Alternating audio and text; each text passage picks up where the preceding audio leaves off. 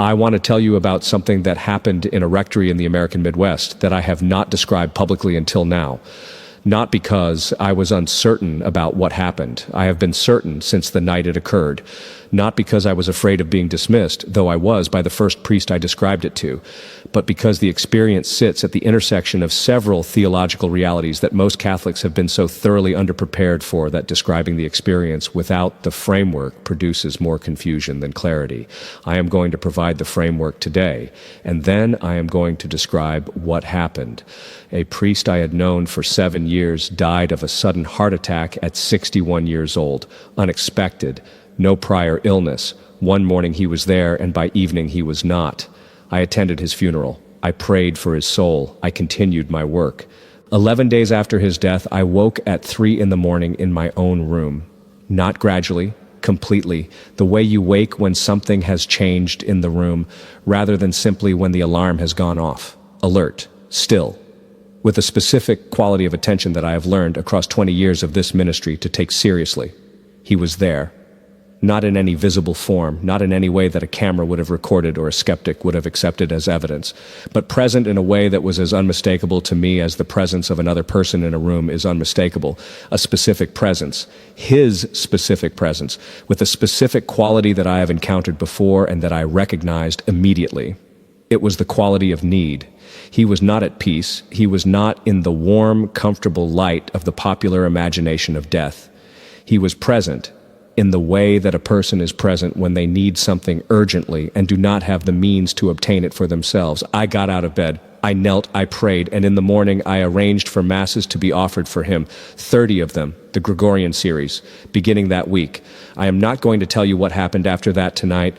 I am going to tell you something more important. I am going to tell you what the Church's tradition teaches about why a soul would be present at 3 in the morning, 11 days after death, what it is seeking, how long such presences are possible, and what they are permitted by divine providence to communicate.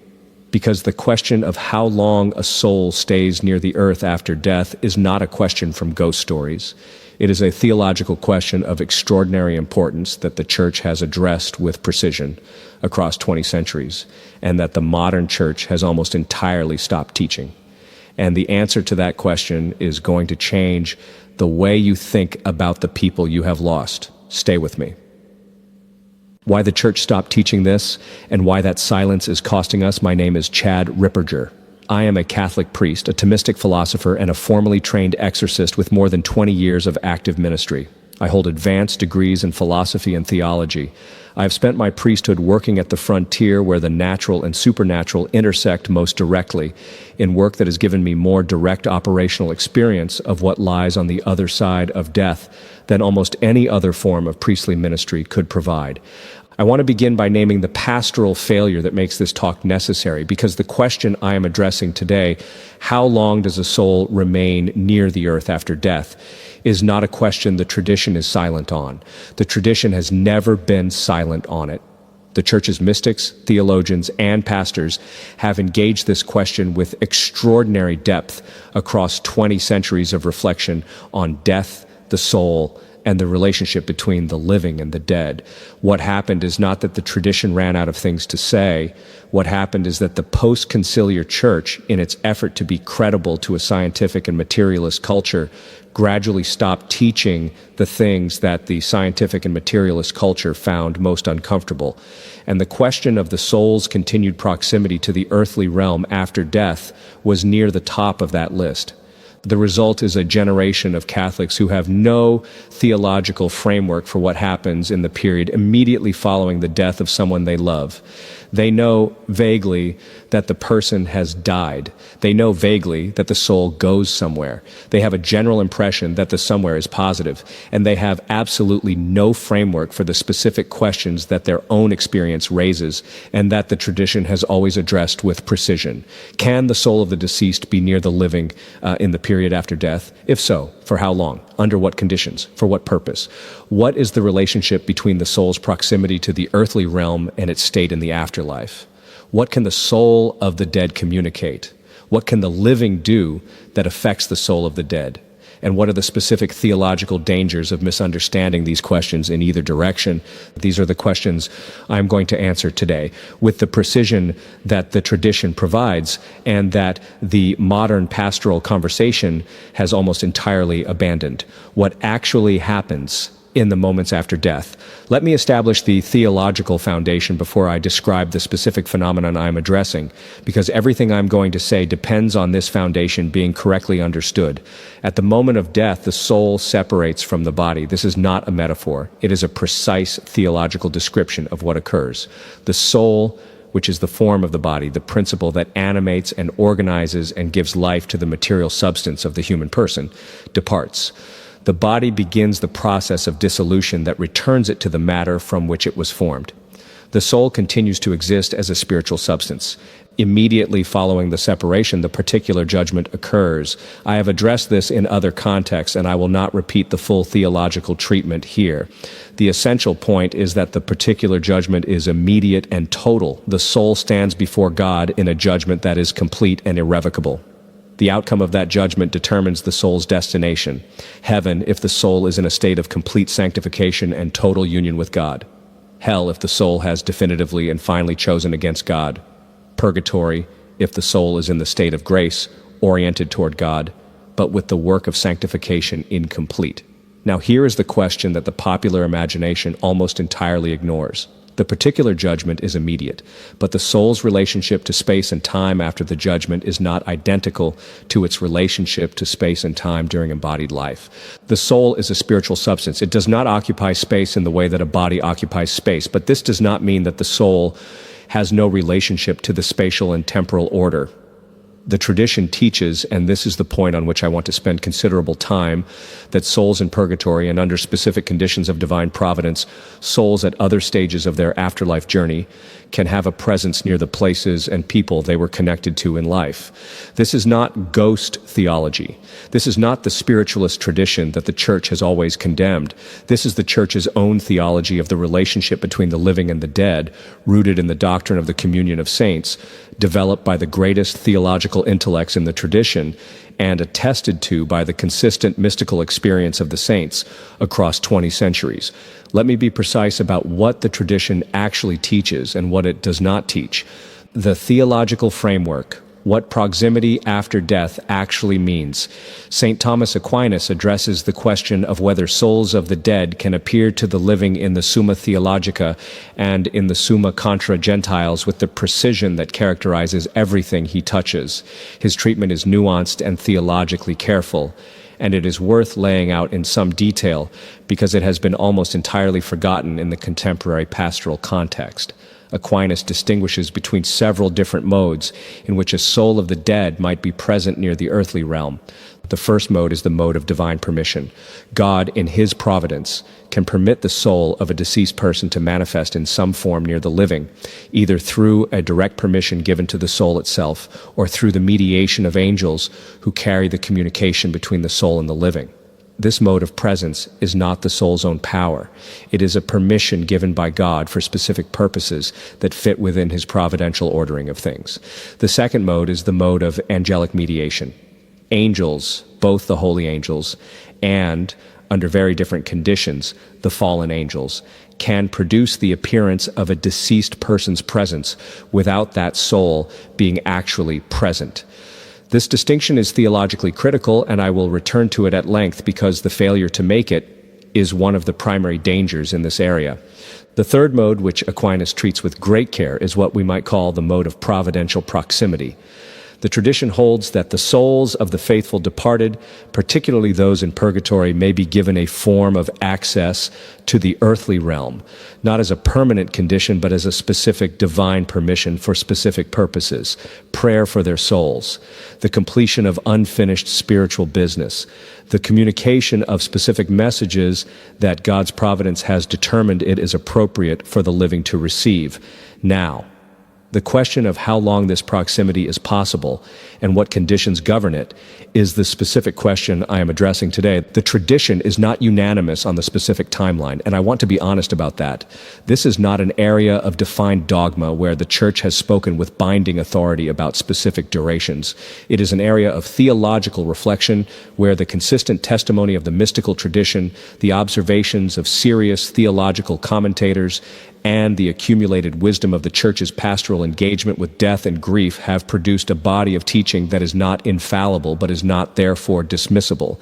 What the tradition consistently holds is this: the period immediately following death, often described in the tradition as the first days, the first weeks, or in some accounts the first 40 days, is a period of particular divine permission in which the soul of the departed may have access to the earthly realm in ways that it will not have in the same form later. This is not because the soul becomes more distant or less loving as time passes. It is because the purposes that justify this particular form of proximity are most relevant in the immediate aftermath of death, when the needs of the soul and the prayers of the living are in their most urgent mutual relationship. The 40 days, what the tradition actually says. The number 40 appears in the tradition's discussion of the soul after death with a consistency that demands attention. Not because 40 is a magic number, but because the number 40 appears in the tradition across so many different contexts, Old Testament and New, Christian and pre-Christian, that the tradition has recognized in it a symbol of a specific kind of transition period.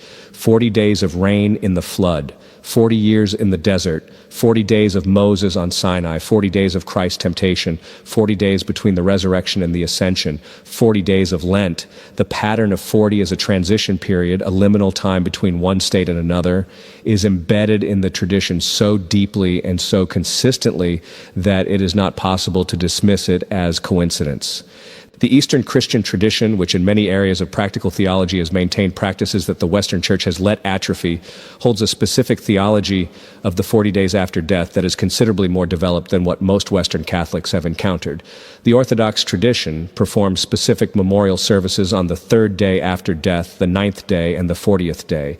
The specific theological rationale for these intervals varies across different Orthodox theological sources, but the consistent element is the belief that the 40-day period following death is a period of particular significance in the soul's transition, a period during which the soul's relationship to the earthly realm is in a specific state that will change after the 40th day. This is not the same as saying that the soul of the deceased is haunting the earth for 40 days in the manner of popular ghost mythology.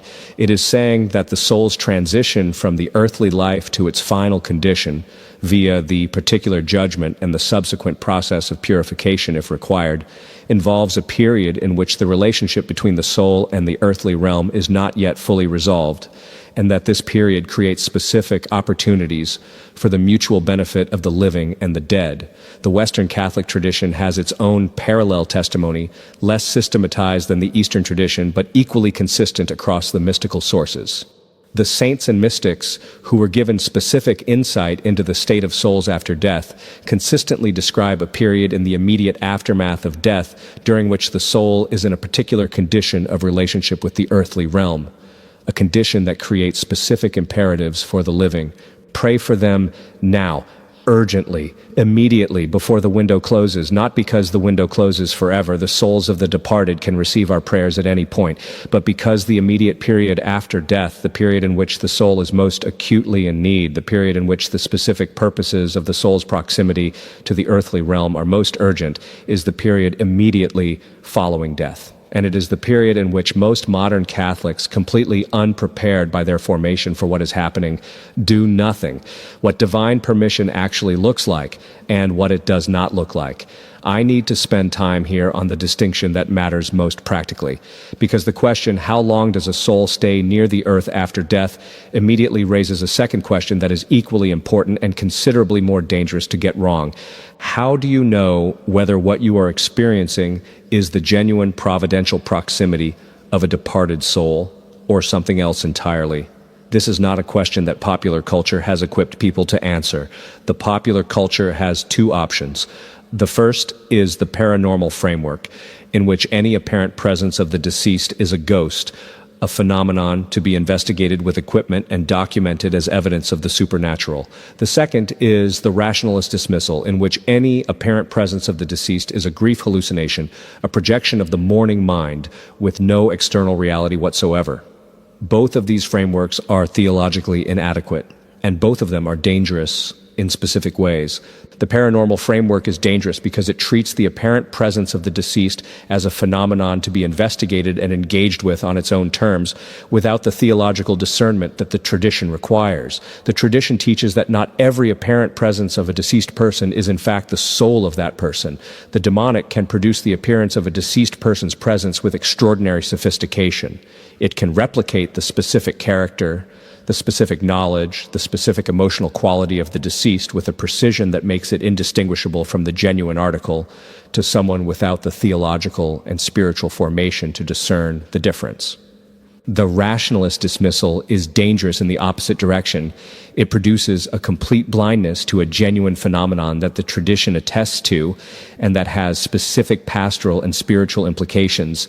The person who experiences what appears to be the genuine proximity of a deceased loved one and dismisses it entirely as grief psychology may be missing a communication that divine providence intended them to receive, and may be failing to respond to a need of the departed soul that their prayer and sacramental action could address. The tradition provides criteria for discernment. Let me lay them out with the precision they deserve. The first criterion is conformity with the faith. A genuine divine permission for the proximity of a departed soul will not produce communication that contradicts the Church's teaching. It will not produce messages that undermine the moral law, that deny the reality of the particular judgment, that suggest that prayer and penance are unnecessary, or that lead the living away from the sacramental life toward practices the Church prohibits.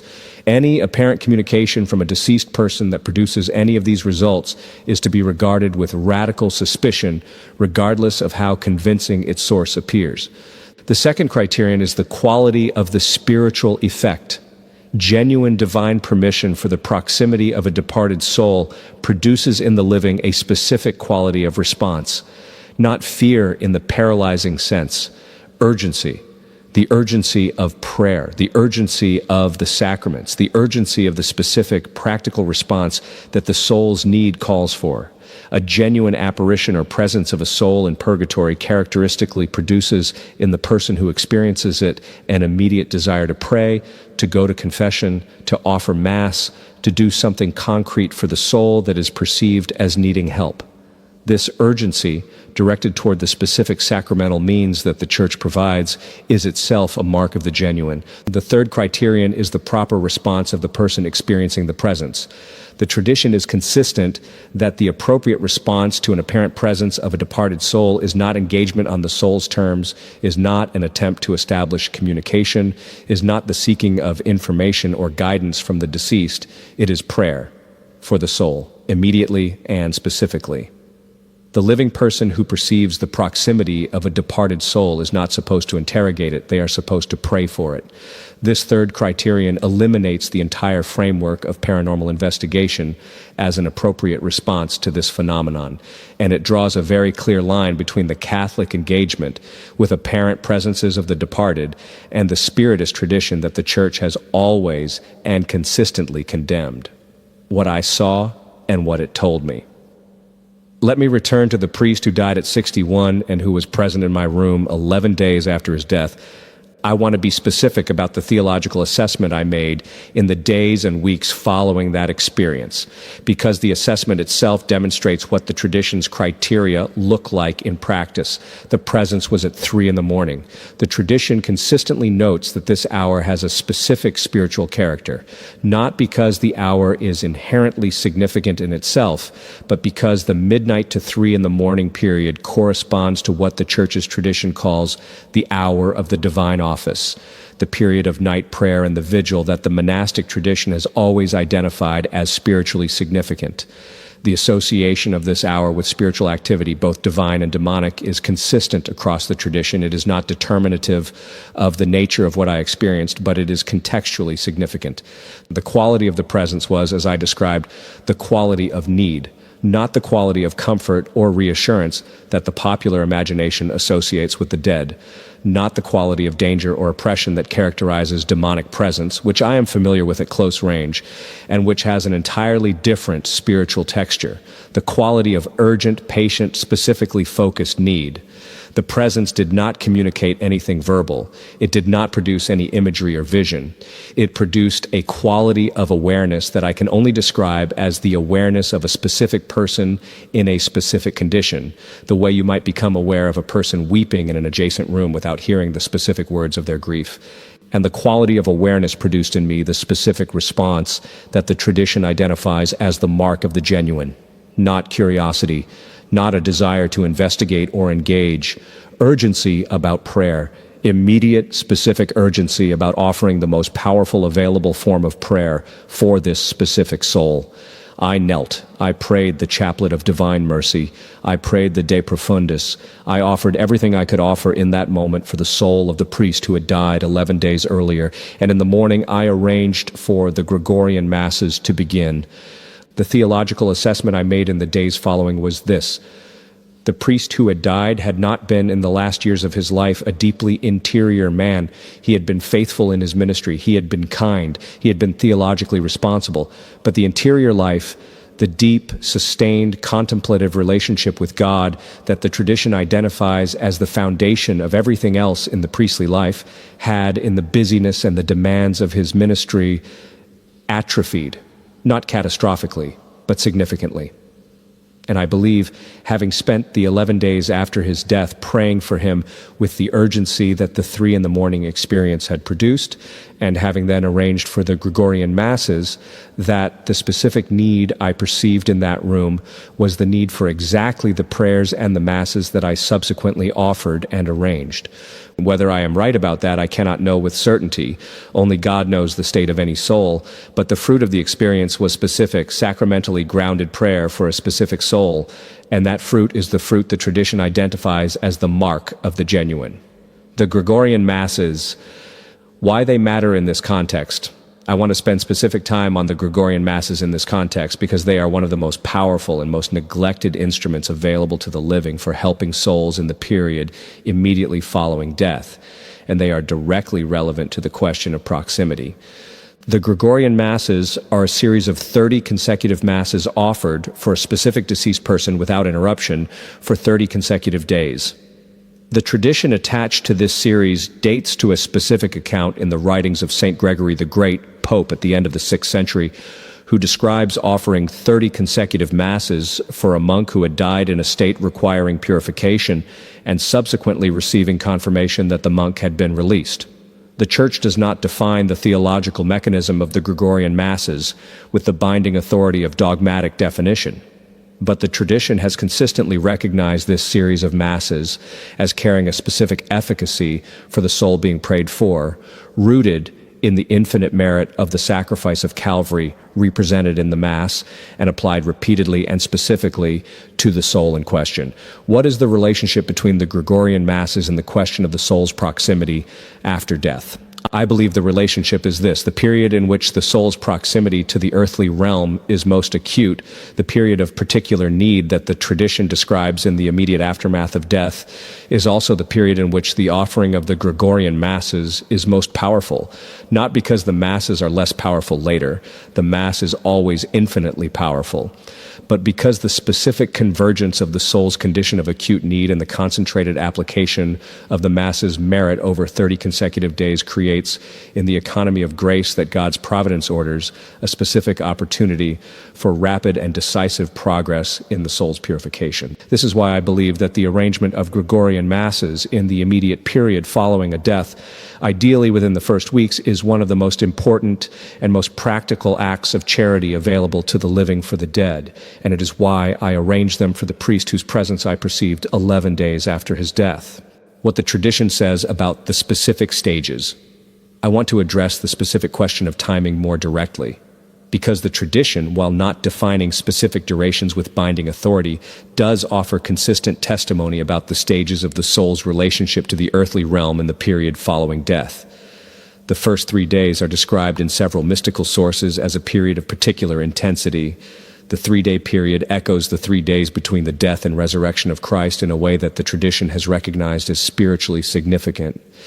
During this period, the soul is in the immediate experience of the transition from embodied to disembodied existence, from temporal to eternal categories of being. It is the period of greatest acute need and the period in which the prayers of the living carry a particular urgency. The 3rd day to the 9th day represents, in the Eastern traditions, specific theology, a period of presentation and orientation. The soul, having undergone the initial phase of transition, is in a period of more specific assessment of what the purification it requires will involve. The 9th day marks in the Eastern tradition a specific memorial point corresponding to the 9 orders of angels with whom the souls of the redeemed will one day be joined.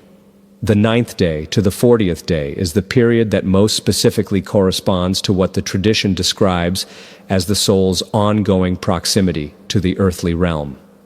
This does not mean the soul is wandering. The particular judgment has occurred and the soul's destination is determined. But within the specific condition of that destination, the soul's relationship to the earthly realm, to the people who loved it, to the places of its earthly life, is in a state of transition that will be completed at or around the 40th day. What changes at the 40th day is not the soul's ability to receive prayer, which remains unchanged throughout its time in purgatory. What changes is the specific character of its proximity to the earthly realm.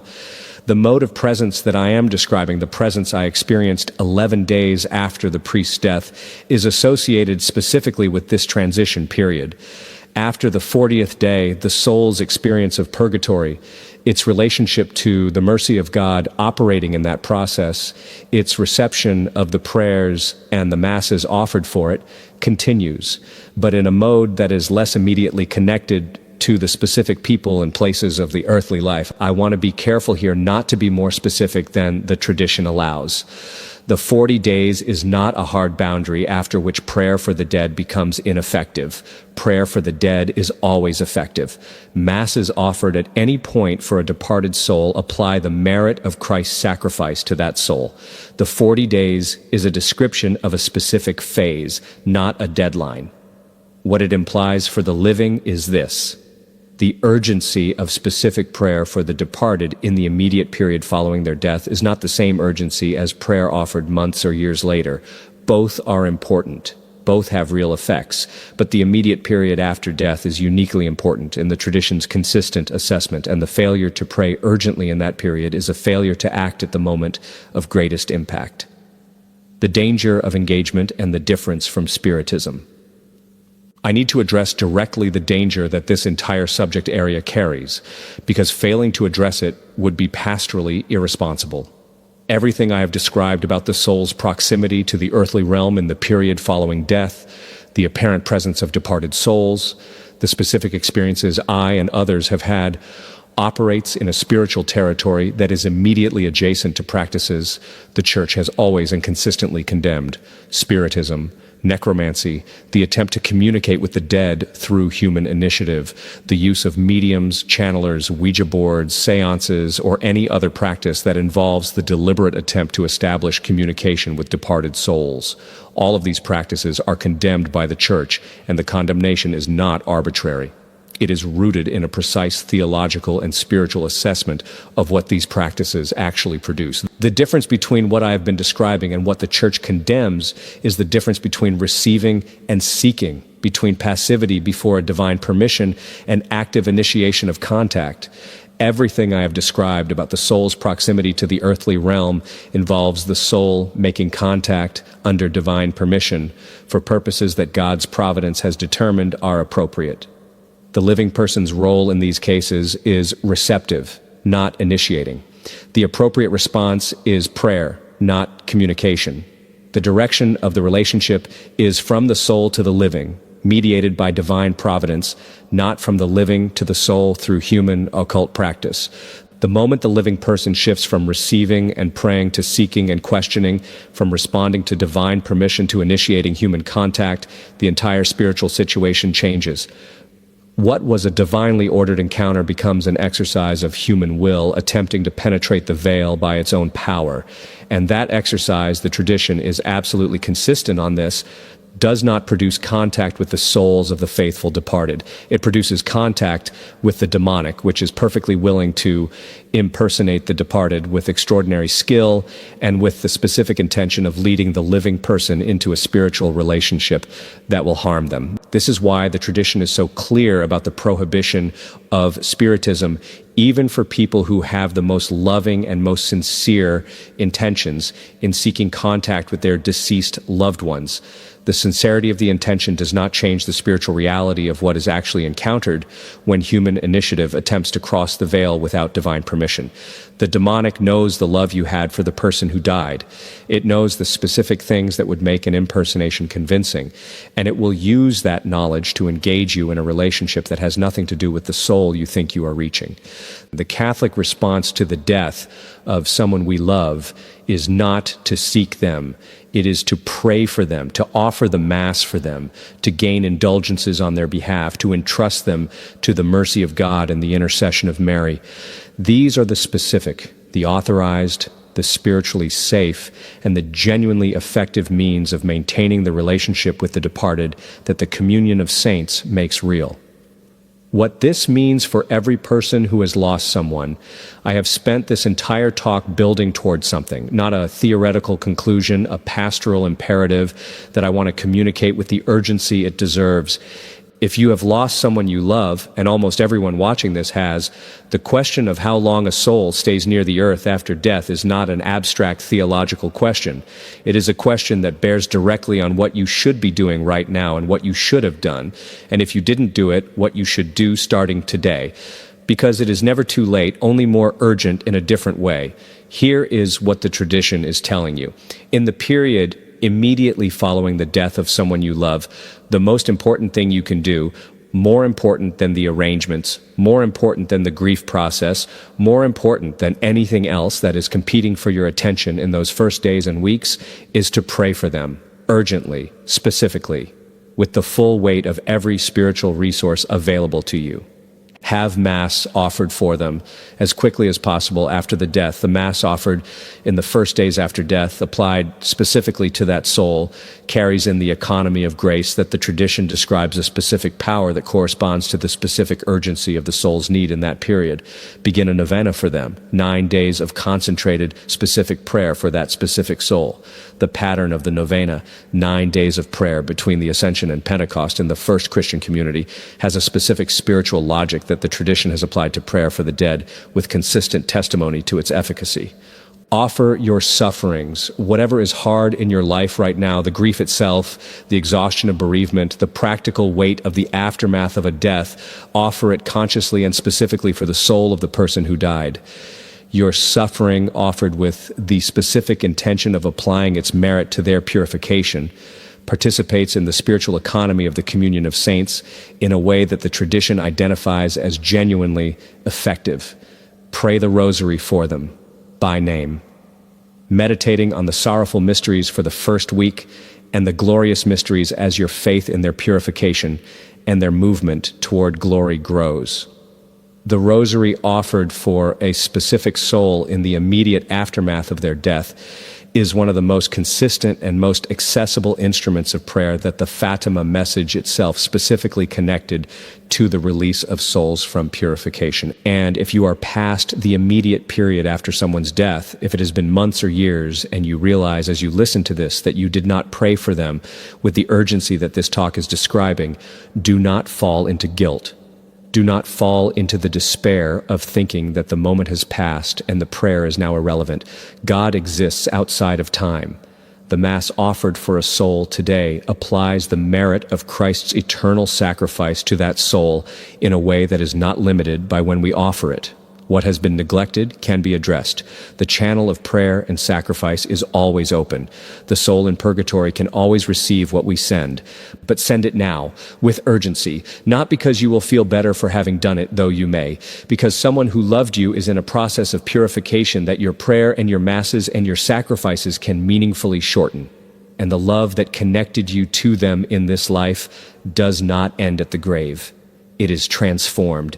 It becomes a love that operates across the veil, through prayer, through the Mass, through the communion of saints, in a way that the popular understanding of death and grief almost entirely misses. That is what the church has always known. That is what 20 years of this ministry has confirmed for me personally. And that is what I am asking you to begin acting on, starting today, not for a stranger, for the people you have actually lost by name, one by one, in prayer that is real and specific and urgent, because they are not as far from you as the silence makes them seem, and they can hear you pray. In the next part of this series, I'm going to go into the specific theology of what the soul actually experiences in purgatory, what the tradition teaches about the quality and the duration of that experience, how prayer from the living interacts with that experience in mechanically precise theological terms, and what the saints who were given specific interior knowledge of purgatory consistently describe as the thing the souls there most urgently need, because knowing what they need is the beginning of the most important act of love you can make for them. Begin today.